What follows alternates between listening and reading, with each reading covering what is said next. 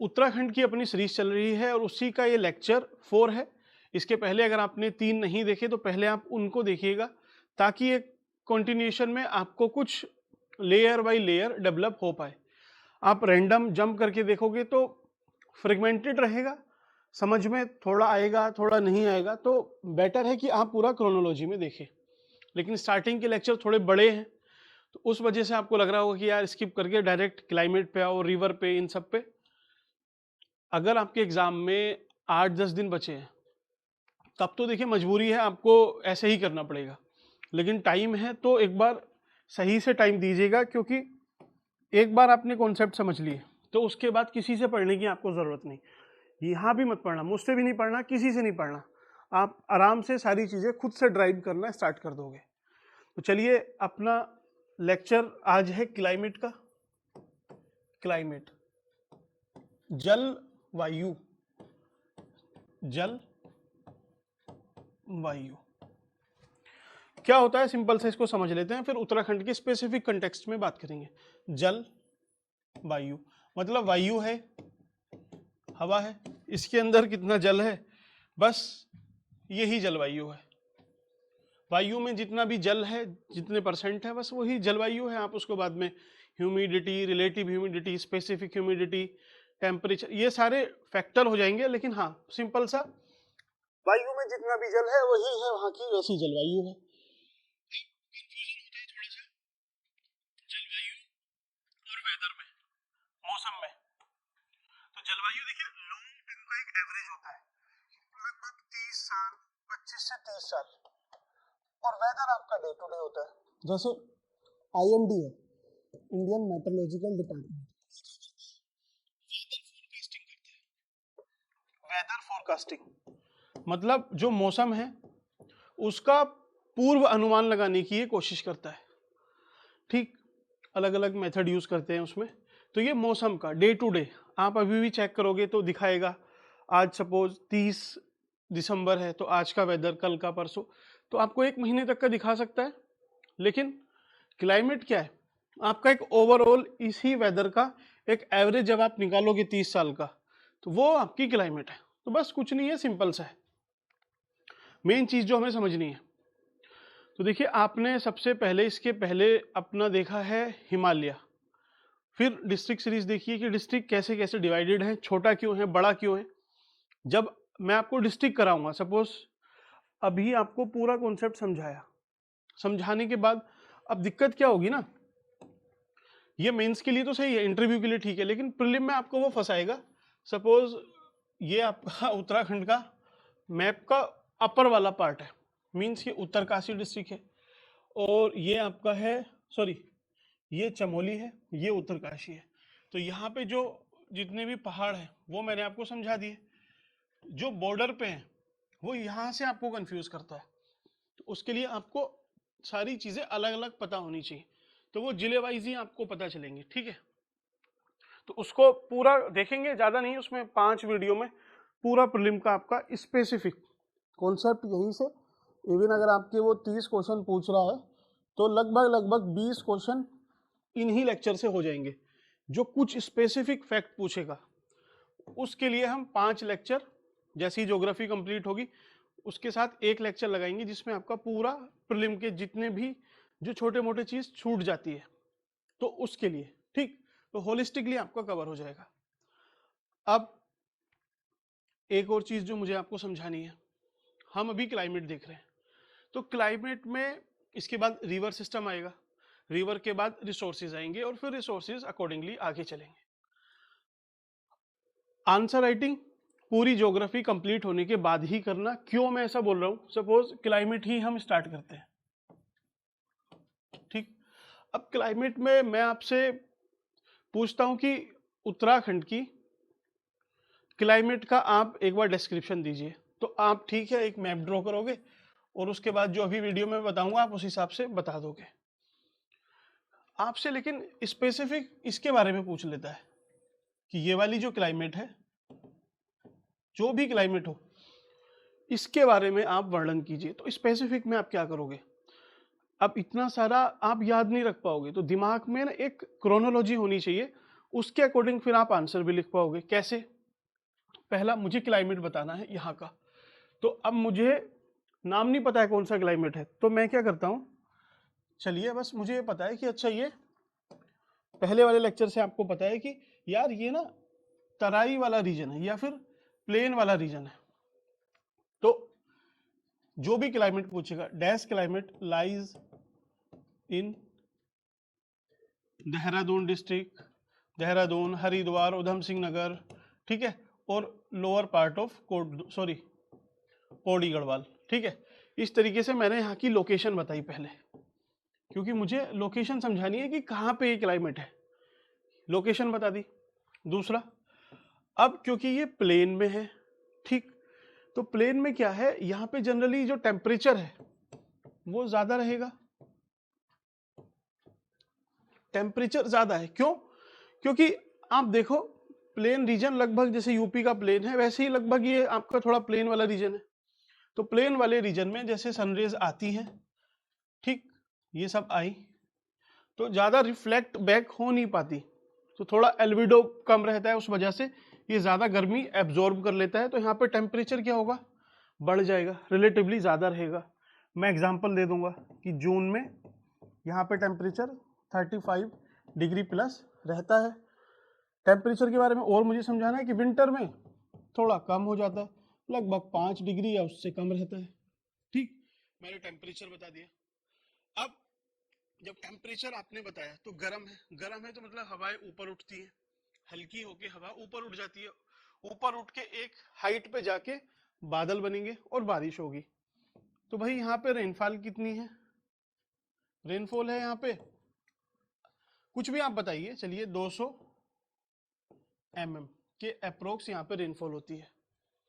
ये अभी स्पेसिफिक मैं आपको बताऊंगा, लेकिन जब आपको कुछ नहीं आए तो कैसे सोचना है, स्पेसिफिक कैसे सोचना है। तो आपने रेनफॉल बताई, चलिए बारिश इतनी होगी।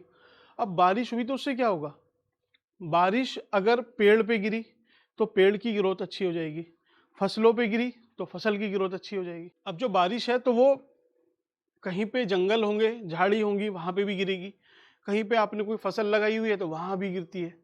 तो अब आप बताइए कि जो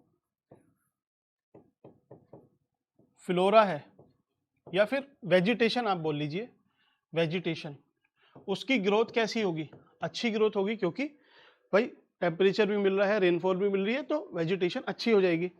कोपन ने भी यही बोला था, कोपेन का आपने नाम सुना होगा। तो vegetation is the true index of climate, जो वेजिटेशन है, जो वहाँ की वनस्पति है, वो वहाँ की क्लाइमेट को दर्शाती है। कैसे? अब वेजिटेशन यहाँ पे अच्छे हरे भरे और लंबे पेड़ हैं, तो इसका मतलब क्या है कि पेड़ की ग्रोथ के लिए आपको क्या चाहिए, सनलाइट चाहिए अच्छी, तो सनलाइट का आपको पता है, और इससे पता चल जाएगा कि इसके लिए आपको पानी चाहिए, तो मतलब रेनफॉल भी ठीक ठाक है। तो रेनफॉल और सनलाइट मतलब टेम्परेचर और रेनफॉल आपको पता लगे तो आप उससे आइडिया लगा सकते हो कि यहाँ की क्लाइमेट कैसी है, ठीक।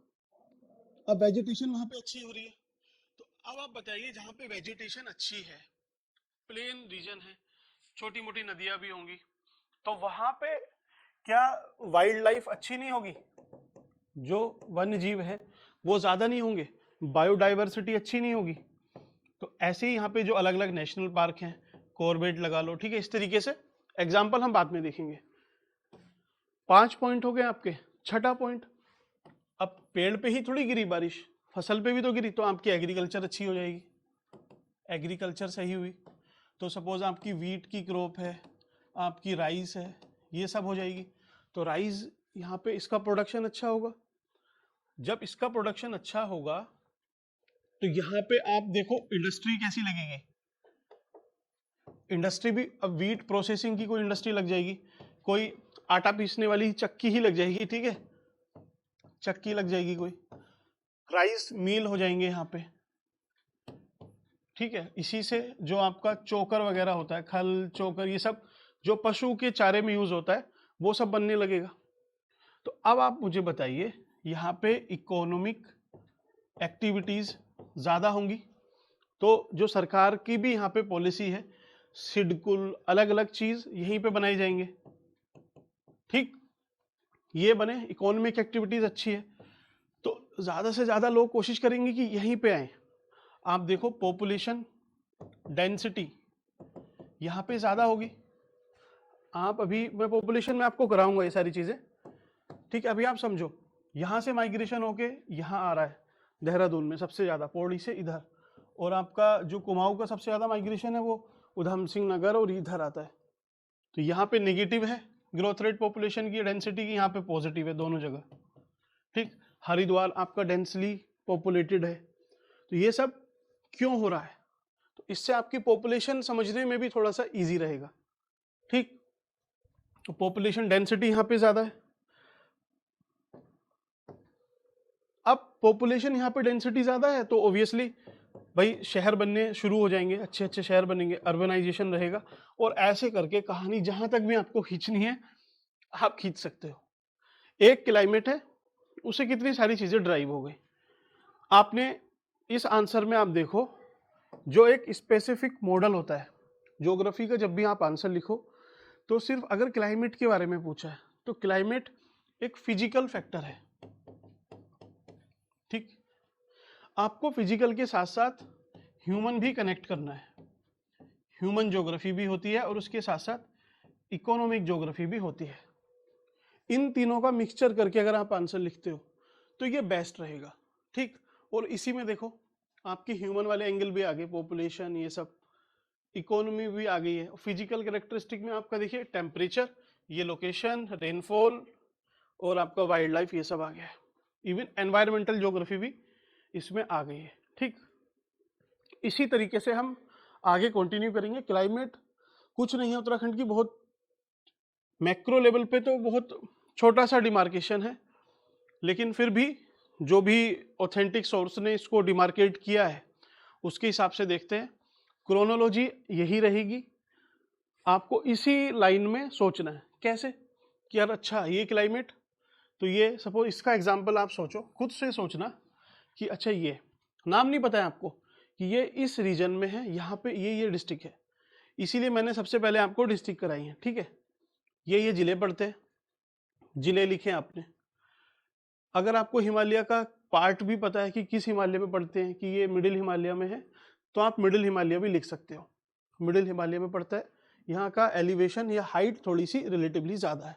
अब क्योंकि हाइट ज़्यादा है तो टेम्परेचर रिलेटिवली कम हो जाएगा, टेम्परेचर कम है तो रेनफॉल भी रिलेटिवली कम हो जाएगी, ठीक। थोड़ी सी कम होगी रेनफॉल। फोना मतलब वहाँ की जो प्लांट्स वगैरह है वो ठीक ठाक होंगे, ऐसा नहीं कम होंगे या ज़्यादा होंगे, ठीक है। वाइल्ड लाइफ भी यहाँ पे अच्छी होगी। ऐसे ही एग्रीकल्चर, अब एग्रीकल्चर का आप सोचो यार, एग्रीकल्चर वहाँ पे वैसे डेवलप नहीं होगी जैसी प्लेन में थी, क्योंकि हिली रीजन भी है, तो इसलिए एग्रीकल्चर में dash dash dash dash crop होंगी, टेरेस फार्मिंग होगी, इंडस्ट्री उतनी नहीं होगी, क्योंकि वैसी चीज़ें यहाँ पे फीजेबल नहीं है, क्योंकि यहाँ की टोपोग्राफी ऐसी है। इकोनॉमिक एक्टिविटीज जो उस रीजन स्पेसिफिक है वही होगी, कुछ ऐसा नहीं है कि आप जैसे प्लेन में डेवलपमेंट है वैसा डेवलपमेंट यहाँ कर सकते हो। पॉपुलेशन डेंसिटी भी कम होगी, अर्बनाइजेशन भी कम होगा।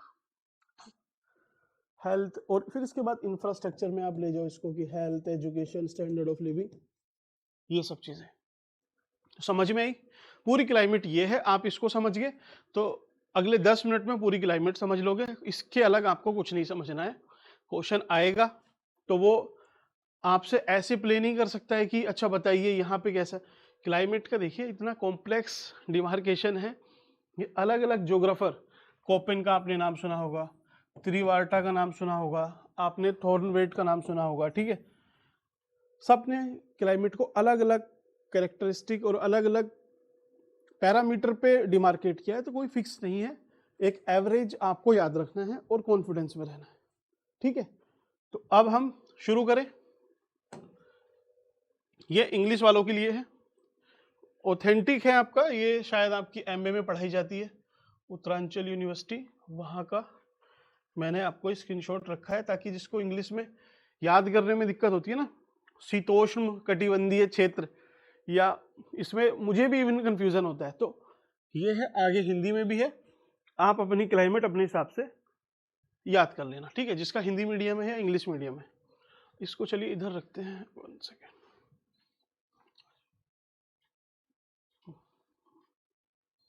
चलिए अब आप समझो क्या है ये पूरा चक्कर। कुछ नहीं, आपको खुद अपने हाथ से अभी एक मैप ड्रॉ करना है।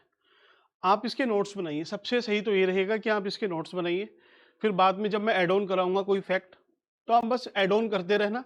वो आपको रियल एग्जाम में बहुत हेल्प करेगा। तो एक आपको मैप बनाना है इस तरीके से कुछ,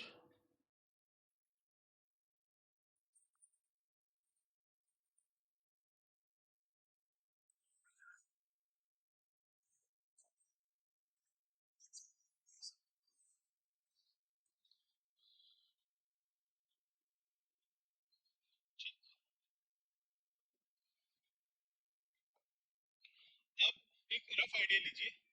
ये बोल रहा है कि सब ट्रॉपिकल वाम ये सब इन सब पे आते हैं, कितने में है, 6 पार्ट में डिवाइड किया, 2 4 6। तो जो एससी खरकवाल है, KHARK खरकवाल, उनका क्लाइमेटिक क्लासिफिकेशन भी 6 पार्ट में डिवाइड करता है उत्तराखंड को। तो कहीं पे आपको मेंशन करना है क्लाइमेट के बारे में तो इस नाम को भी मेंशन कर सकते हो। अच्छा, तो सबसे पहले आप देखिए, आप एक सीढ़ी इमेजिन कीजिए, आप ये एक लैडर है, ठीक, आप यहां खड़े हुए हो अभी प्लेन में, तो ये प्लेन वाला रीजन हुआ आपका। आप फिर पहली सीढ़ी पे रखते हो पैर, तो यहाँ पे आपने देखा होगा एवरेज एलिवेशन बढ़ता जाता है, हाइट बढ़ती जाएगी, ऊपर हाइट बढ़ती चली जाती है, ठीक। अब हाइट बढ़ रही है, यहाँ पे 3 श्रेणियों में इसको डिवाइड कर देते हैं कि ये वाला जो है अपना, ये ग्रेट हिमालय है, ये आपका मिडिल हिमालय है, ये आपका शिवालिक है, और ये आपका प्लेन है। इस तरीके से ही तो हम डिवाइड करते हैं। ये आपका हुआ, ऊपर ये ट्रांस हिमालय जा रहा है, ठीक। पहली चीज समझ में आई। अब चलिए देखते हैं दूसरी चीज, सब ट्रॉपिकल। सब ट्रॉपिकल क्लाइमेट है, कहाँ की होगी सब ट्रॉपिकल? आपको इंडिया का नहीं, ये अपना मैप है, ये इक्वेटर है, इक्वेटर इसको क्या बोलते हैं हम, ट्रॉपिकल। यहाँ पे ट्रॉपिकल क्लाइमेट मिलती है। आप 30 डिग्री पे जाओगे, 30 डिग्री नॉर्थ पे, तो सब ट्रॉपिकल। आप उसके ऊपर जाओगे तो फिर टेम्परेट, और टेम्परेट डिवाइड हो जाएगी, वार्म टेम्परेट, कूल टेम्परेट, ये आपको विजिबल है। चलिए जितना भी दिख रहा है फिलहाल, ऊपर ये एल्पाइन या फिर एल्पाइन ग्लेशियर, क्योंकि यहाँ पे बर्फ है। ये 60 डिग्री है आपका, 60 डिग्री नॉर्थ। अब आपको अगर उत्तराखंड समझना है ना, तो उत्तराखंड में क्या है, हाइट है, हाइट बढ़ती जाती है। तो हाइट के हिसाब से आप उत्तराखंड को मैप को बस इधर रख देना इस तरीके से कि ये सब ट्रॉपिकल हो जाएगी। इसके ऊपर जाओगे तो टेम्परेट, फिर एल्पाइन और ये सब, ठीक। समझ में आया? अब आपको ये समझ में आया? यहां से अब आप देखना प्लेन में कैसा होगा, सब ट्रॉपिकल।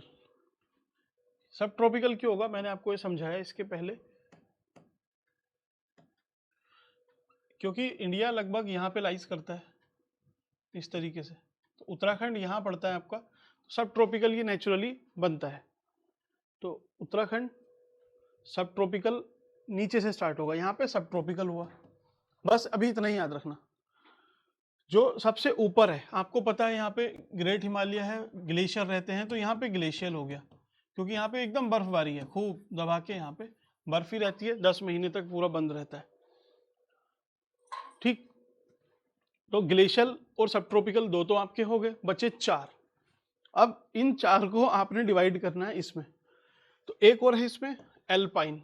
एल्पाइन मतलब क्या, ये भी हाइट के हिसाब से है कि इसी रीजन में आपका ये मिल जाएगी एल्पाइन क्लाइमेट, क्योंकि सब हाइट के ऊपर है। जैसे जैसे आप हाइट बढ़ती जाएगी वैसे वैसे क्लाइमेट वेरी करती जाएगी। तो 1 2 3 आपके हो गए, 3 आपको रखने हैं, तो इन 2 में रखने हैं आपको, शिवालिक और मिडिल हिमालय में। तो वार्म टेम्परेट, कूल टेम्परेट और कोल्ड क्लाइमेट। कोल्ड कहाँ होगा, तो इधर ही होगा जहाँ पे बर्फ है, इधर कोल्ड है, ये कोल्ड हुआ।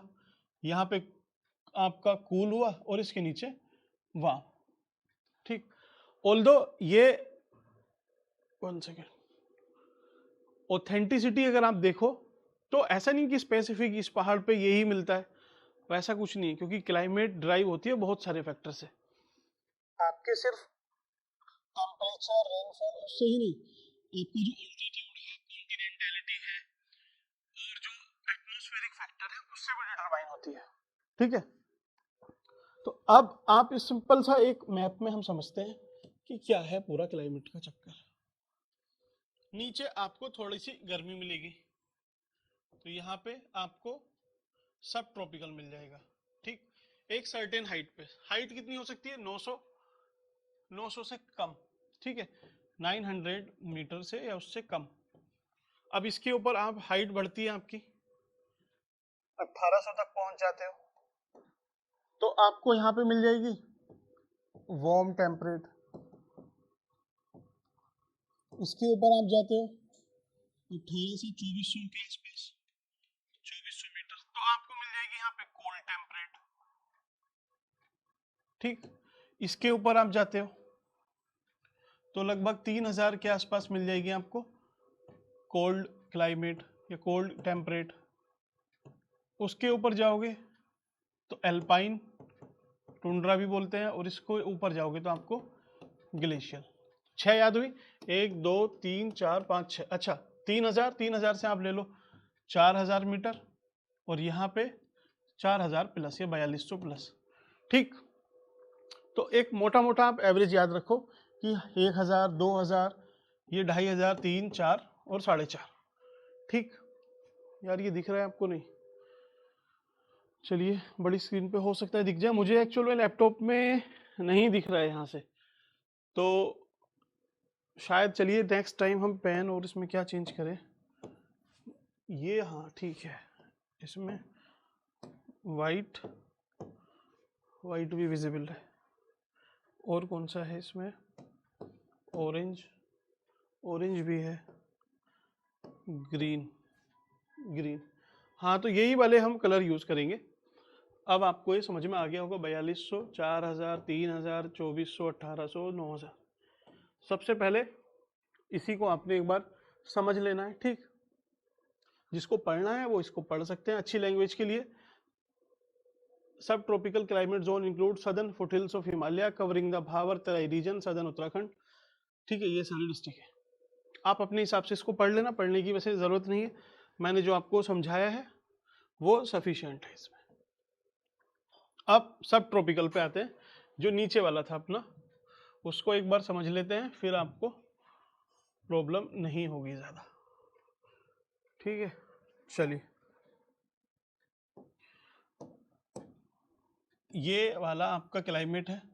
तो अगर आपसे पूरा क्लाइमेट का क्लासिफिकेशन पूछता है तब तो आपको 6 की 6 दिखानी है। स्पेसिफिक पूछता है तो आपको बस इस तरीके से यहाँ पे ये मार्क कर देना है ऐसे, और 900 मीटर हाइट। ठीक, इसको बॉक्स में आपने कवर किया तो एक आपका डायग्राम तैयार हुआ। ठीक, ये कहाँ पे मिलती है, found in the lower valley and plains of Uttarakhand mainly along the foothills of Himalaya. जो हिमालय के फुट हिल्स हैं, जो चरण हैं, ठीक है, इधर ही मिलती है। किस किस डिस्ट्रिक्ट में मिलेगी, तो देहरादून में मिल जाएगी पार्शली, हरिद्वार में, उधम सिंह नगर में, कुछ पार्ट नैनीताल के जैसे हल्द्वानी में भी मिल जाएगी, रुद्रपुर तो आपका इसमें आता है उधम सिंह नगर में। ठीक है, वहां मिल जाएगी। ठीक, अब आपको मैंने जो बताया था कि एरिया, अब उसके हिसाब से आप सोचो कि इस प्लेन रीजन में टेम्परेचर कैसा होगा। तो टेम्परेचर यहाँ पे हाई है, समर में 40 डिग्री तक रहता है, विंटर में 5 से 15 डिग्री तक पहुंच जाता है, और यहाँ पे जो फ्रोस्ट है, पाला है, वो बहुत पड़ता है। पाला आप समझते हो? ठीक, अब टेम्परेचर है तो रेनफॉल होगी, रेनफॉल है तो वेजिटेशन है, वेजिटेशन है तो वाइल्ड लाइफ है, फिर वहाँ के जो एग्रीकल्चर है, और उस हिसाब से पॉपुलेशन, इकोनॉमिक एक्टिविटीज चलती है। स्टार्टिंग में आपने सुना होगा। ठीक है, तो अब यहाँ पे बारिश कितनी होगी, बारिश भी 100 से 200 सेंटीमीटर के आसपास यहाँ पे होती है एवरेज। ठीक, मॉनसून, मॉनसून सीजन में सबसे ज्यादा बारिश होती है। थोड़ा सा और आपको एक्सप्लेन करना है तो कभी कभी विंटर सीजन में वेस्टर्न डिस्टर्बेंस की वजह से भी बारिश हो जाती है। जैसे अभी ये टाइम चल रहा है तो वेस्टर्न डिस्टर्बेंस स्टार्ट हो जाएंगी, ठीक है, इवन चल ही रही है बारिश अभी, लेकिन खैर उतनी नहीं हुई है। ह्यूमिडिटी अगर आपको लिखना है तो humidity, high humidity during monsoon. Humidity क्या है कि पानी कितना है, नमी कितनी है, ठीक। तो गर्मी के टाइम जब बरसात आती है तो उस टाइम पे देखिए बारिश तो पड़ती रहती है, गर्मी भी उतनी रहती है, तो उस वजह से आप देखो कि जो हवा है, हवा में पानी थोड़ा सा ज्यादा रहता है, तो वहां पे उस टाइम पे ह्यूमिडिटी या रिलेटिव ह्यूमिडिटी एवरेज ज्यादा रहती है, और गर्मी में तो गर्म लगेगा, ठंडी में ठंड लगेगी, तो ये कोई एक्सप्लेनेशन वाली बात है नहीं, ठीक। आपने सीजन का बताया। अब वेजिटेशन, बारिश पड़ी है तो बारिश पड़ने से प्लांट की ग्रोथ होगी, तो यहाँ पे ट्रॉपिकल डेसिडुअस फॉरेस्ट, कौन से फॉरेस्ट मिलते हैं, ट्रॉपिकल डेसिडुअस फॉरेस्ट, जैसे साल के, शीशम के,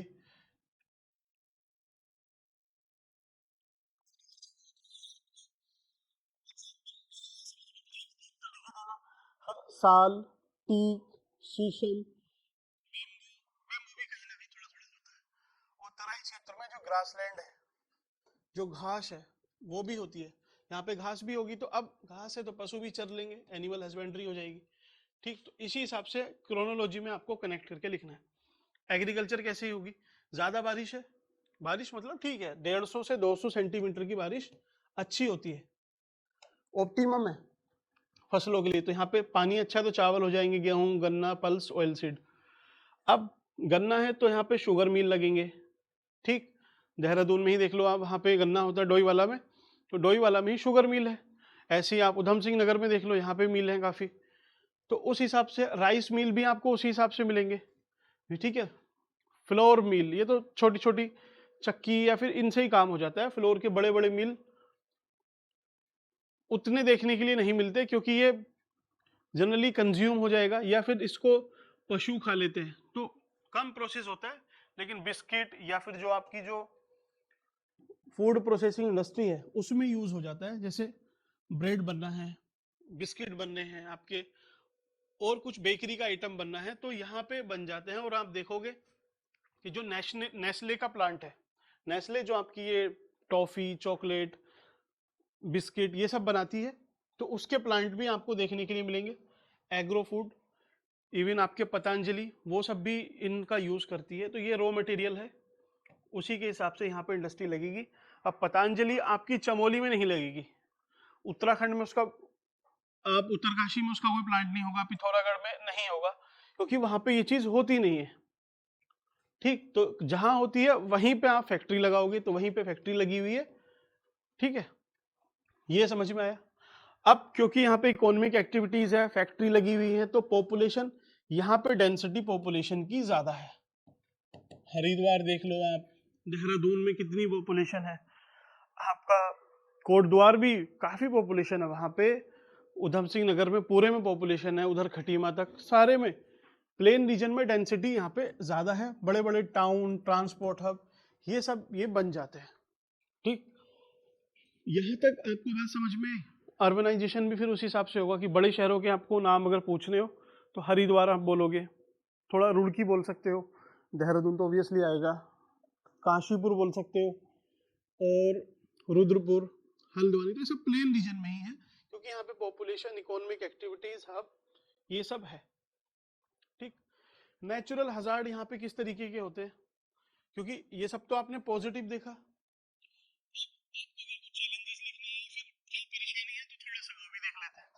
तो तराई का रीजन है, यहाँ पे मच्छर ये सब ज्यादा रहते हैं, उस वजह से डेंगू, मलेरिया उनके केसेस बढ़ते रहते हैं, तो हेल्थ की प्रॉब्लम है। एजुकेशन की तो ऐसा नहीं है प्रॉब्लम, क्योंकि यहाँ पे एजुकेशनल इंस्टीट्यूट काफी रहते हैं। फ्लड, अब ज्यादा पानी है, बारिश भी पड़ रही है, रिवर भी है यहाँ पे, तो बाढ़ आ जाएगी मानसून के टाइम पे।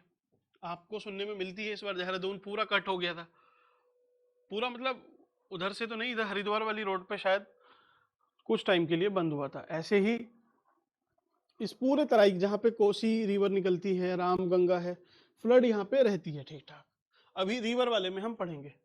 और गर्मी में हीट वेव, ठंड में पाला, रिवर इरोजन भी होता है। तो हर सीजन का एक एग्जांपल आपने लिखा कि यार गर्मी में तो हीट वेव चलती है, तो गर्मी उससे मार देते हैं लोगों को काफी।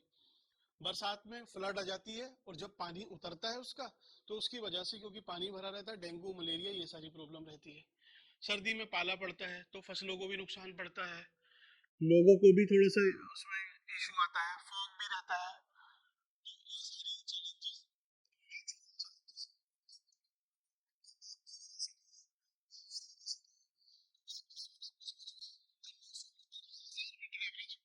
उस रेंज में क्या पड़ता है उत्तराखंड का, और क्या स्थिति है। ठीक, बेसिक फिर हम आगे रिसोर्स ये सब पढ़ेंगे। चलिए सेकंड, वार्म टेम्परेट। अब 1000 से 2000 की तरफ हम चलते हैं। एग्जैक्ट 1800 है, लेकिन समझने के लिए आप 1000 2000 इस तरीके से याद रख सकते हो। तो फिर लगेगा आपको यार 2400 में फिर कंफ्यूज नहीं हो जाएंगे? नहीं होंगे। कैसे? आपने याद किया 1000, 2000, 3000, तो एक चीज याद रख लो कि यार 2 और 3 के बीच में एक क्लाइमेट और पड़ती है।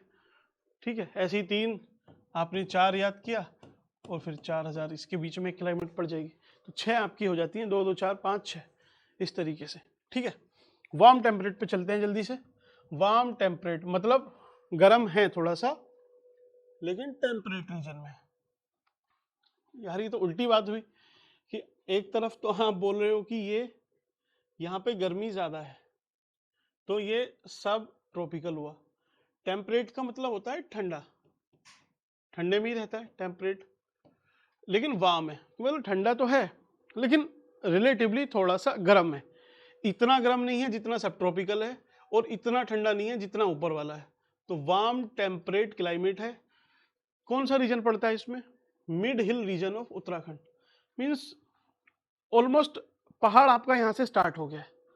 आप कभी अगर नैनीताल जाओगे तो जो काला डोंगी है, वहां से आप इमेजिन करो कि वहां से वो स्टार्ट हो गया आपका काला डोंगी, इधर कोटद्वार से स्टार्ट हो गया है, उधर आपका हरिद्वार, हरिद्वार में भी एग्जैक्ट जो आपने देखा होगा, हरिद्वार तो खैर पूरा ही है क्योंकि उधर मनसा देवी, इधर माँ चंडी देवी, ऊपर जो पहाड़ है वो सब वहां से स्टार्ट हो जाते हैं। देहरादून में भी वो पैरेलल चलती रहती है। तो ठीक है, वही वाला रीजन है, बस इमेजिन कर लो कि वहां से स्टार्ट होता है और थोड़ा थोड़ा ऊपर तक मसूरी के आसपास उस रीजन में आपका नैनीताल, उसके थोड़ा सा नीचे उस रीजन को आप बोल सकते हो वार्म टेम्परेट। इसमें नैनीताल आ जाता है, अल्मोड़ा, पौड़ी, मसूरी का लोअर वाला पार्ट।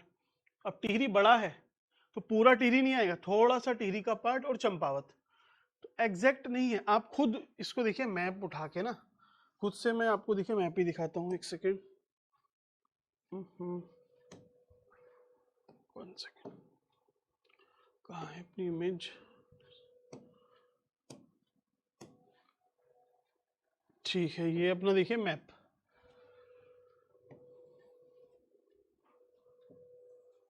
ये आपने मैप देखा, तो इसमें अगर मैं आपसे बोलूं कि पूरा ये टिहरी आता है, तो टिहरी तो ये भी टिहरी है और यहाँ भी टिहरी है, ये आपको दिखा नहीं होगा, ये भी टिहरी है,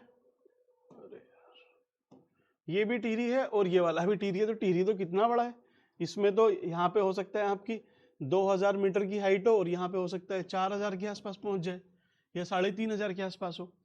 तो इसीलिए एवरेज का गेम खेलते हैं, एवरेज से ही चलना कि सम पार्ट ऑफ टिहरी, एक लाइन ड्रॉ कर दो यहाँ से, मैप को देख लो कि अच्छा ये इस तरीके से है, तो हम कुछ इस तरीके से यहाँ पे ड्रॉ करेंगे ये। ठीक है,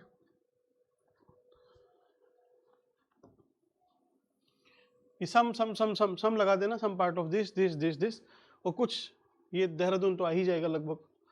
तो इस तरीके से, अब देहरादून पूरा नहीं आएगा। अब आप देखो ऊपर ये त्यूनी, शायद ये वाला जो रीजन है जहाँ पे ये टोन्स रिवर पूरी स्टार्ट होती है, तो वहाँ से आप देखो कितना वेरिएशन है इसके ऑल्टीट्यूड में। तो एग्जैक्ट नहीं बता सकते हो आप, बस एक एवरेज हाइट ले सकते हो, और ये जिले वार्म में, इसके ऊपर थोड़ा सा एवरेज लेके आप कोल्ड में कर देना, फिर आप एल्पाइन में, और फिर ऊपर ग्लेशियर।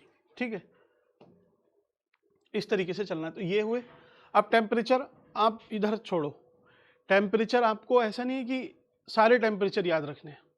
एक एवरेज आपने याद किया कि यार नीचे 30 से 40 डिग्री था गर्मी में, तो यहाँ पे गर्मी में कितना होगा, 50 डिग्री, नहीं होगा, ऑब्वियसली कम होगा। तो कितना कम है? लगभग लगभग आपका 20 से 30 डिग्री, कि वहां पे 30 से स्टार्ट था, 30 से 40 था, यहाँ से 20 से 30। तो हर क्लाइमेट रीजन में अब आपको थोड़ा सा टेम्परेचर अपने दिमाग से कम करते जाना है। थोड़ा सा टेम्परेचर कम हुआ, सर्दी में कितना होगा? वहां पे 5 डिग्री होता था, यहाँ पे 0 भी पहुंच जाएगा, ठीक है, तो 0 से 10 डिग्री हो जाएगा। समझ में आई बात आपको? तो क्रोनोलॉजी वही रहेगी, ये लोकेशन है, इस क्लाइमेट का ये नाम है, ये हाइट है, ये वाले पहाड़ पड़ते हैं। तो 3-4 पॉइंट आपने दिए स्पेसिफिक फिजिकल डिवीजन पे। अब आप क्लाइमेट भी लिख दोगे थोड़ा सा कि अच्छा यहाँ पे टेम्परेचर ऐसा है, टेम्परेचर ऐसा है, तो आप बताइए रेनफॉल कैसी होगी? रेनफॉल भी ज़्यादा होगी, मतलब ठीक ठाक होगी, 150 से 250 सेंटीमीटर। वहाँ पे थी 200 के आसपास, यहाँ पे थोड़ी सी बढ़ रही है क्योंकि यहाँ पे पेड़ हैं और अलग फैक्टर भी है। यहाँ पे बारिश होती है और मेनली साउथ वेस्ट मानसून से होती है और वेस्टर्न डिस्टर्बेंस से भी यहाँ पे बारिश होती है। तो बारिश को भी 3 पार्ट में, कि इतनी होती है, इस टाइम पे होती है और इस टाइम पे भी होती है, ठीक है। एक ही बात को आपने और एक्सप्लेन किया। तो ये है कि आपको समझ में ऐसा आएगा कि अगर कुछ पूछा जाए आपसे, वो बोल दे कि आपको इसके सिर्फ फिजिकल कैरेक्टरिस्टिक बताने हैं वार्म टेम्परेट के। अब फिजिकल में पॉइंट कहाँ से लेके आओगे? सिंपल सा, इस रीजन में है, ये डिस्ट्रिक्ट है, यहाँ पे टेम्परेचर रहता है।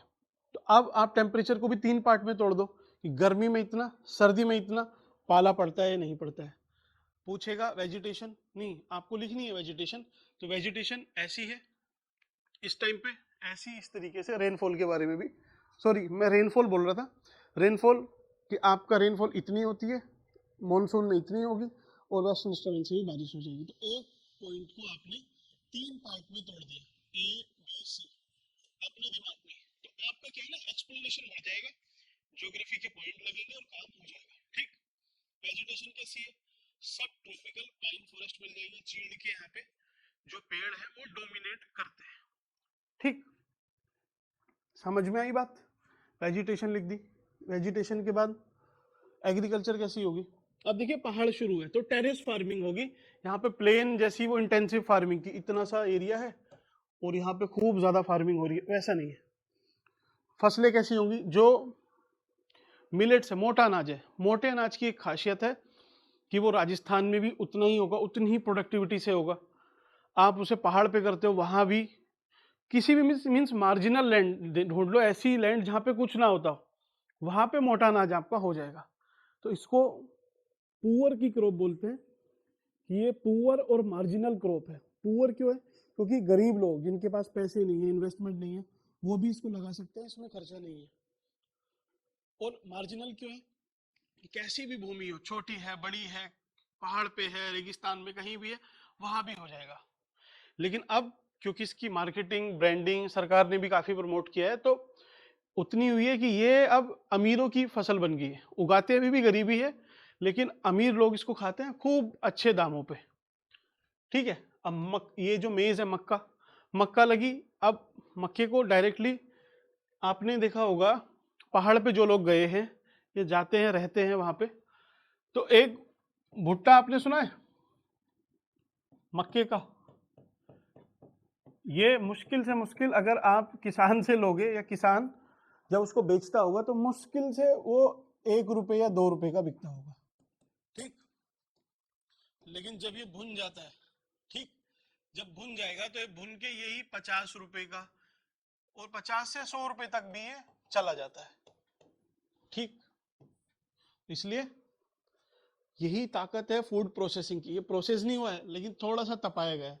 तो आप सब लोग भी थोड़ा सा अपनी जो तपिश है, थोड़ा सा और तपोगे तो आपकी कीमत और बढ़ जाएगी। अदरवाइज अभी तो कम कीमत होगी, एटलीस्ट कीमत तो है। तो इसी तरीके से आप देखो, समझो, सीढ़ी नुमा खेती, मक्का, गेहूं, मोटे अनाज, ये दालें, दलहन, तिलहन, तिलहन तो नहीं, दाल वाल यहाँ पे हो जाएगी। लेकिन पहाड़ी दाल होती है जैसे कुलद वगैरह की। पॉपुलेशन, पॉपुलेशन, अब पॉपुलेशन यहाँ पे पहाड़ है, ठीक है, यहाँ पे वन भी है, अभी जब हम पढ़ेंगे फॉरेस्ट रिसोर्स। रेनफॉल भी ठीक ठाक है, तो पॉपुलेशन रहती है लेकिन मॉडरेटली पॉपुलेटेड है, ऐसा नहीं है कि बहुत ज्यादा है या बहुत ही कम है। और जो पहाड़ी लोग हैं उनका ये एक्चुअल में उनका सेटलमेंट है। यहाँ पे ज्यादातर पहाड़ी ही लोग रहते हैं। एक्चुअल में जो पहाड़ी लोग हैं उनकी जो सबसे ज्यादा पॉपुलेशन है वो इसी रीजन में मिलेगी आपको। ठीक है, नेचुरल हजार्ड कैसे होंगे? पहाड़ है तो लैंडस्लाइड तो होगी ही होगी। अब वन है यहाँ पे तो जो वाइल्ड फायर है, फॉरेस्ट फायर है, वो भी रहेगी। अब ये तो नेचुरल हजार्ड मीन्स आप कुछ भी और एक दो चीज और ऐड कर सकते हो। ठीक, तो आपको ये समझ में है कौन सा वाला? Warm temperate climate. वार्म के बाद चलते हैं कूल पे। अब कूल में आप मुझे बताइए कौन सा रीजन आएगा? जैसे मैंने लाइन ड्रॉ की थी उसके ऊपर वाला थोड़ा सा रीजन है, पूरा अल्मोड़ा, आपका उधर बागेश्वर का कुछ पार्ट, ठीक है, इधर पौड़ी, देहरादून ऊपर तक आ जाएगा, टिहरी, ये वाला रीजन होगा। अब मैं आपसे पूछता हूँ कि यहाँ पे टेम्परेचर कैसा होगा? तो वहाँ पे 20 से 30 था, यहाँ पे 20 से कम ही होगा, 10 के आसपास होगा टेम्परेचर। रेनफॉल कैसी होगी? अब हाइट बढ़ रही है, लेकिन क्या है कि अब यहाँ से जो आपकी रेनफॉल है वो कम होनी स्टार्ट हो जाएगी। रेनफॉल कम होगी, पहले से तो और कम होगी। वो 150 से स्टार्ट हो रही थी, ये तो 100 से 120 के आसपास रहेगी एवरेज। अभी मैंने देखा नहीं यहाँ पे, ठीक है। तो रेनफॉल ऐसी है आपकी। अब रेनफॉल के बाद आपने देखा वहाँ की वेजिटेशन, तो वेजिटेशन के बारे में, एग्रीकल्चर कैसी होगी? तो जैसी क्रॉप नीचे थी लगभग वैसी ही होगी, टेरेस फार्मिंग यहाँ भी होगी। पॉपुलेशन कम रहेगी, नेचुरल हजार्ड सेम रहेंगे, ठीक है। तो इसमें देखिए कौन कौन से रीजन आते हैं। अपर मसूरी, चक्राता, टिहरी, उत्तरकाशी, बिनसर वाला रीजन, ठीक है। इसमें गढ़वा, सॉरी कुमाऊं छूट गया क्या आपका? चंपावत ऊपर थोड़ा, बागेश्वर, थोड़े थोड़े पार्ट वो आ जाएंगे। अब टेम्परेचर तो वही 15 से 20, 10 से 20 भी लिख दोगे कोई दिक्कत नहीं है। और विंटर में ये चला जाएगा -5 के आसपास। तो वहां 0 डिग्री जा रहा था, मीन्स सबसे नीचे 5 था, उसके बाद 0 हुआ, अब -5। तो अपने हिसाब से आप एडजस्ट करके लिख लेना, याद नहीं भी रहे तो। एक सेकेंड यार, ये धागा परेशान।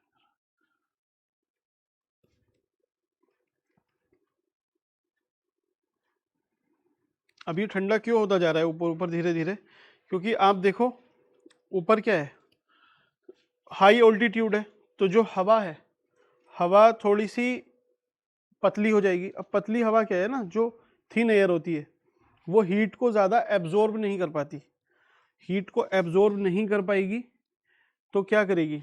जो भी गर्मी ऊपर से आएगी तो उसको रिफ्लेक्ट बैक कर देगी, एब्जॉर्ब इसने ज़्यादा किया नहीं। तो यहाँ पे रिलेटिवली जो टेम्परेचर है वो कम हो जाएगा। कम हुआ, अब बारिश 100 से 200 के बीच में। अब ये इतना बड़ा रेफरेंस ले लिया इन्होंने, 100 से 200 तो ये ज़्यादा है, फिर भी 150 तक, 100 से 150 के बीच में रहती है, ठीक है। इसको एक्सप्लेन करना है तो विंटर में स्नोफॉल हो जाएगी, समर में यहाँ पे टेम्परेचर एक प्लेजेंट टेम्परेचर रहता है, इस तरीके से लिख सकते हो।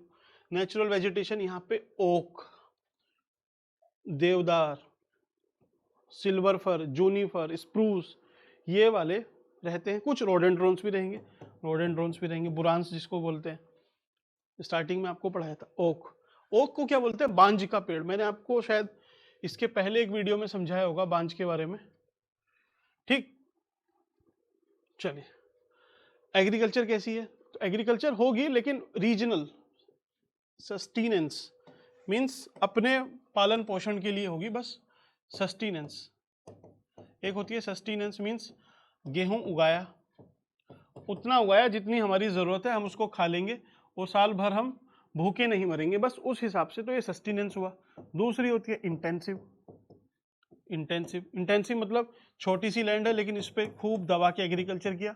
हमें खाना था 100 किलो, हमने उगाया 500, बचा 400, इस 400 को हम बेच देंगे, ये बिक्री हुई।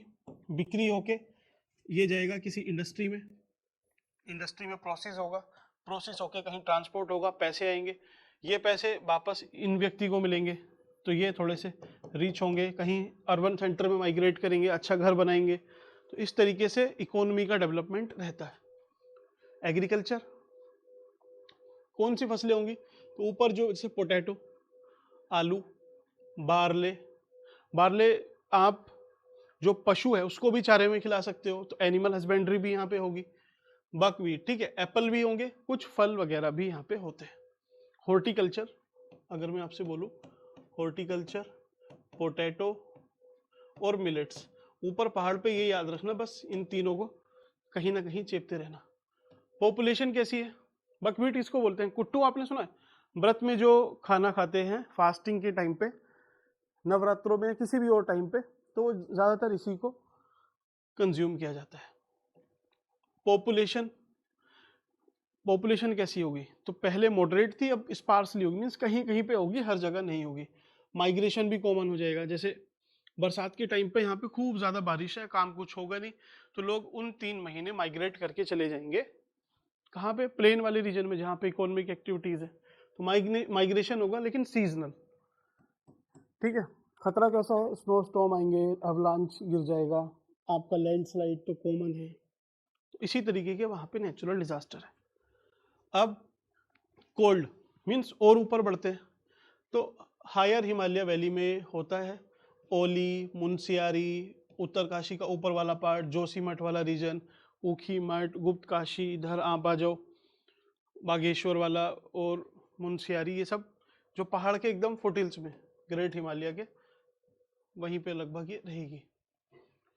टेम्परेचर, अब यहाँ पे टेम्परेचर बहुत कम चला जाता है, -10 -15 डिग्री तक, और ठंडा ही रहता है ज़्यादातर, गर्मी यहाँ पे कम होती है। बारिश कैसी होगी? तो जो बारिश होगी, अब ठंडा इतना है तो उसकी बूंदें बर्फ बन जाएंगी, स्नोफॉल हो जाएगी। रेनफॉल वैसे लिमिटेड है, और जो वेस्टर्न डिस्टर्बेंस है, जो पश्चिमी विक्षोभ जिसको बोलते हैं, उसकी वजह से यहाँ पे बारिश ज़्यादा होती है।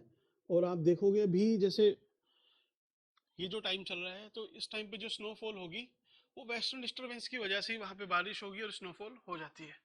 नेचुरल वेजिटेशन क्या मिलेगी? जूनिफर, रोडेंड्रोन्स, स्प्रूस भी मिल जाएगा, सिल्वर फर, ये सारे पेड़ वहाँ पे, कुछ ओक, देवदार, ठीक, कहीं पे फ्रेगमेंटेड। एग्रीकल्चर बहुत लिमिटेड है, और ऐसी फसलें जो मैंने आपको बताया, हॉर्टिकल्चर हो जाएगी, मिलेट्स, मोटा अनाज हो जाएगा, आलू वहाँ भी हो जाएगा, तो तीनों फसलें आप लिख देना। ठीक,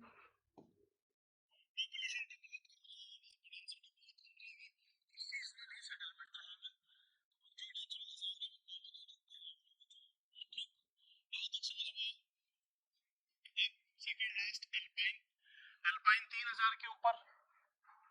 अब इसका एक बार रीजन आपको देखना है क्या है। देखिए, वैल्यू नांदा देवी वाला जो रीजन है, केदारनाथ, रूपकुंड, पंच केदार वाला जो रीजन है, और पंचबद्री, ये जो स्पेसिफिक रीजन है, वहाँ पे अल्पाइन आपको क्लाइमेट मिल जाएगी।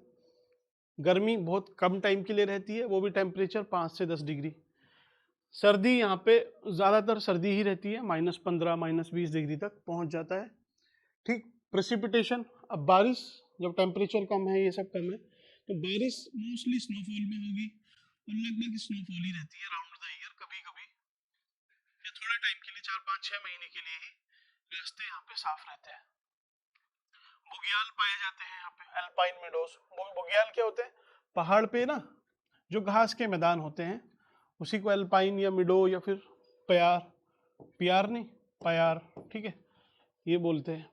सीजनल ग्रासेस, कुछ ग्रासेस, हर्ब्स, ये वगैरह मिलती रहती हैं। परमानेंट सेटलमेंट किसी का होगा नहीं, और बहुत टेम्परेरी सेटलमेंट बनेंगे। यहाँ पे आप देखोगे बड़े बड़े वैसे घर नहीं बनेंगे, छोटे छोटे टेम्परेरी स्ट्रक्चर, लकड़ी के, पत्थर के, ताकि परमानेंट किसी को रहना नहीं है, और कोई बना भी देगा वैसा घर तो ऑब्वियसली उसको जो नेचुरल हजार्ड है वो नहीं रहने देंगे। ठीक है। लास्ट है ग्लेशियर, परमानेंट स्नो। यहाँ तो स्नो ही रहती है, ऊपर वाला जितना है पार्ट है आपका, ठीक है, ये सब लगभग इसी में रहता है। गंगोत्री, नांदा देवी, मीलम ग्लेशियर, पिंडारी, पंचाचुली, ओम पर्वत, आदि कैलाश, ये सब, कामेत, इधर सब यही सब है। टेम्परेचर तो बहुत कम रहेगा, ऐसे ही स्नो, कोई सोयल फॉर्मेशन वहाँ पे नहीं होगा, तो इरोजन भी नहीं होगा, अच्छी बात है। ठीक है। और इसका एक इम्पोर्टेंस है क्या, कि अब देखिए वहाँ पे स्नोफॉल इतनी ज़्यादा है कि वहीं पे सारे ग्लेशियर बन जाएंगे। ग्लेशियर होंगे तो वहाँ से आपकी जो रिवर्स है वो निकलनी स्टार्ट होंगी, या फिर रिवर्स वो एक पेरिनियल सोर्स, 12 महीने वाला सोर्स बन जाएंगे। और सारी रिवर आप देखो, चाहे बंदरपूंछ, सतोपंथ, गंगोत्री ग्लेशियर, मीलम, इन सब से ही निकलती हैं। पिंडारी, ग्लेशियर से ही रिवर निकल रही हैं। तो यहाँ पे एक इम्पोर्टेंस आ जाएगा इस रीजन का कि ये सोर्स ऑफ पेरिनियल रिवर जैसे यमुना, टॉन्स, गंगा, भागीरथी, काली, इन सब का एक सोर्स है। ठीक, ह्यूमन तो यहाँ पे ओबियसली नहीं होंगे, बस थोड़े बहुत साइंटिस्ट, ट्रैकर, आर्मी, उन्हीं के कैंट यहाँ पे रहते हैं। तो यहाँ तक बात समझ में आई, सारी क्लाइमेट आपने देखी। अब मुझे लगता है कि आप खुद से भी अगर आप भूल भी जाओगे तो मैनेज कर लोगे रियल एग्जाम में, ठीक है, अदरवाइज फिर प्रॉब्लम आती है। अब ये प्री का मसाला है, बस प्री में इतना ही पूछता है, यहाँ से पूछता है आपसे। प्री में अगर क्लाइमेट से कोई क्वेश्चन पूछेगा तो आप वहाँ से बना दोगे, बाकी यहाँ से, और जो कुछ रिमेनिंग छोटे छोटे माइक्रो पॉइंट रह जाएंगे वो एक वीडियो में सारे कवर, क्योंकि यहाँ पे अगर मैं उसको कराने लगूंगा तो वो फिर आपकी कॉन्सेप्ट बिल्डिंग कम हो जाएगी, आपका फोकस रटने पे चला जाएगा। रटने जैसा कुछ नहीं है, एक बार समझ लोगे तो वो फैक्ट तो आप वैसे भी लॉजिकली ड्राइव कर लोगे कि अच्छा यार अब मैं नेक्स्ट रिवर में आपको रिवर पढ़ाऊंगा। तो रिवर में सबसे पहले मैं क्या आपको समझाऊंगा कि यार देखिए रिवर कहाँ से निकल रही है, इधर इस रीजन से निकल रही है। इस रीजन से ही क्यों निकल रही है? क्योंकि पहले मैंने आपको पढ़ाया कि ये ग्रेट हिमालय का क्षेत्र है, तो यहाँ पे ग्रेट हिमालय पहाड़ है बहुत ऊंचे ऊंचे। अब इतने ऊंचे पहाड़ हैं तो यहाँ पे बर्फ रहती है, बर्फ रहेगी, स्नोफॉल रहेगा। बर्फ है, अब बर्फ है तो मतलब क्या, पानी का एक सोर्स हो गया, यहीं से फिर ये रिवर ड्राइव हो जाएगी। तो तीसरा फैक्टर आपका जो रिवर है, पानी है, यहीं से निकलेगा इन सब से। ये आपका यमुना रिवर सिस्टम, भागीरथी या अलकनंदा रिवर सिस्टम और काली रिवर सिस्टम। तो रिवर आपने समझी, तो सब एक क्रोनोलॉजी में ही है, हिमालय, क्लाइमेट, रिवर, और रिवर के बाद रिसोर्सेज की तरफ हम चलेंगे। एक बार इसको देख लेते हैं कि कहाँ बारिश होती है सबसे ज्यादा। तो एस सी खरगोवाल साहब का है 2017 का क्लासिफिकेशन है रेनफॉल वेरिएशन। तो सबसे ज्यादा इसमें कहाँ है, 318, कहाँ, नरेंद्र नगर। लेकिन 318.5 माना जाता है, मीन्स राजपुर में थोड़ा सा ज्यादा है, तो राजपुर। फिर दूसरे नंबर पे ऑब्वियसली नरेंद्र नगर आएगा ही आपका, नरेंद्र नगर। तीसरा नैनीताल, चौथा मसूरी, पांचवा देहरादून, लैंसडाउन। अब आपको एक चीज समझ में आएगी, इससे एक चीज मैं आपको समझाना चाह रहा हूं, देखना अगर आप इसको समझ पाए तो, ठीक है। एक फैक्ट मैंने आपको बताया था, अगर आपको समझ में आया हो तो मुझे बताना क्या फैक्ट है। आप देखो ये उत्तराखंड का मैप है, यहाँ तो बारिश होती ही है, कितनी होती है, जो नीचे वाला पार्ट है 900 मीटर की हाइट से कम वाले पे बारिश यहाँ पे लगभग एवरेज 150 से 200 तक हो जाती है। इसके ऊपर वाला जो रीजन था, मैंने आपसे बोला था कि यहाँ पे बारिश 150 से लेके 250 तक भी पहुंच जाती है। मीन्स यहाँ पे क्या है ना, यहाँ पे आपके फॉरेस्ट ज्यादा है, वन ज्यादा है। अब वन ज्यादा है तो उसका भी एक कॉन्सेप्ट आपको समझाना पड़ेगा। आपने एक शब्द सुना होगा इकोटोन। इकोटोन, इकोटोन क्या होता है कि दो जो अलग अलग इकोलॉजिकल रीजन है, जैसे ये प्लेन है और ये पहाड़ है, इसके बीच का जो ट्रांजिशन जोन रहेगा, ये यहाँ पे वेजिटेशन बहुत रहेगी, मीन्स यहाँ पे बहुत ज़्यादा पेड़ झाड़ी ये सब रहेंगे, ठीक। ये आपने एनवायरनमेंट में पढ़ा होगा। जैसे ही आप पानी ले लो, समुद्र ले लो, और समुद्र के पास जो कोस्ट रहेगी जैसे सुंदरबन, वहाँ पे भी खूब सारे मीन्स बायोडाइवर्सिटी और ये चीज़ें ज़्यादा हैं। तो इसी तरीके से ऊपर से एक हाइट यहाँ पे ज़्यादा है, तो इन दो तीन छोटे छोटे फैक्टर की वजह से यहाँ पे क्या है, बारिश ज़्यादा हो जाती है। क्योंकि जो पेड़ हैं वो भी एक तरह से बारिश या बादल, सपोज यहाँ पे मंडरा रहे हैं बादल, तो वो यहाँ पे अट्रैक्ट क्यों कर लेते हैं, क्योंकि पेड़ क्या करते हैं ना, पोटेंशियल इवेपो ट्रांसपिरेशन, अगर आपने सुना होगा शब्द की, वो भी उनमें भी क्या है, वो भी नमी को एक तरह से अट्रैक्ट करते हैं।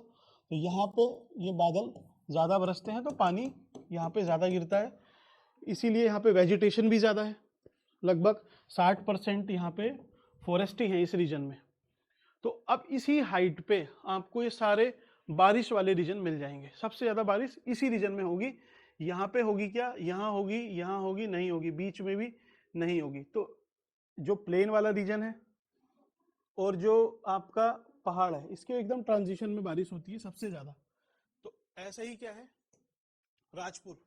राजपुर आपका यहाँ पे है, राजपुर, नरेंद्र नगर ऋषिकेश से ऊपर थोड़ा सा, नैनीताल इधर आ जाएगा आपका, मसूरी देहरादून से थोड़ा सा ऊपर, देहरादून ओबियसली देहरादून नीचे, लैंसडाउन, लैंसडाउन कोटद्वार से थोड़ा सा ऊपर, फिर उसके नीचे कोटद्वार आ ही जाएगा, ठीक है। पिथौरागढ़, अल्मोड़ा, टिहरी, तो टिहरी यहाँ तो कम ही होती है, इसको याद मत रखना, बस शुरू वाले याद रख लेना 5-6। कि मसूरी देहरादून, तो ज़्यादा कहाँ होगी, मसूरी देहरादून में कम। ऐसे ही कोटद्वार, उसके ऊपर लैंसडाउन, तो लैंसडाउन में ज़्यादा होगी, कोटद्वार में कम होगी। 2 सीरीज याद रखी। अब राजपुर, नरेंद्र नगर, तो राजपुर पहले थोड़ा सा, उसके बाद नरेंद्र नगर, तीसरे नंबर पे नैनीताल, फिर मसूरी, देहरादून, लैंसडाउन, कोटद्वार। याद हो जाएगा। फिर से एक बार देख लेते हैं, आप समझो फिर से क्या है। क्रोनोलॉजी में याद रख लो, ये मैप है, राजपुर, नरेंद्र नगर, अब लगभग नरेंद्र नगर वाली उसी पहाड़ी पे आपका लगभग पैरेलल मसूरी है, लेकिन इसी हाइट पे आपको नैनीताल पड़ जाएगा, तो नैनीताल, ठीक। राजपुर, नरेंद्र नगर, नैनीताल, इसी हाइट पे आपको पड़ेगा मसूरी, मसूरी के नीचे देहरादून, फिर आपका लैंसडाउन ऊपर और कोटद्वार नीचे। तो 2 ये पेयर में याद रख लो और 3 ये अलग से याद रख लो, ठीक। इस तरीके से आप पूरा याद कर सकते हो, राजपुर, नरेंद्र नगर, नैनीताल, मसूरी, देहरादून, लैंसडाउन, बस इतना, ठीक है।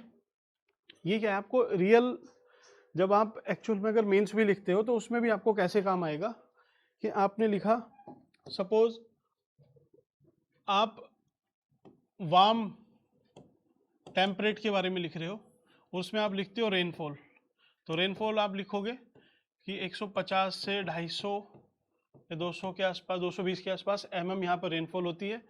एग्जाम्पल के लिए highest rainfall in Narendra Nagar which is above 300 mm, ठीक है।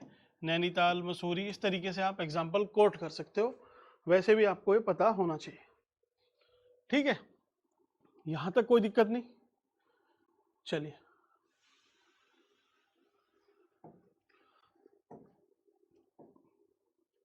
तो चलिए यहाँ पे आपका क्लाइमेट पूरा होता है। अब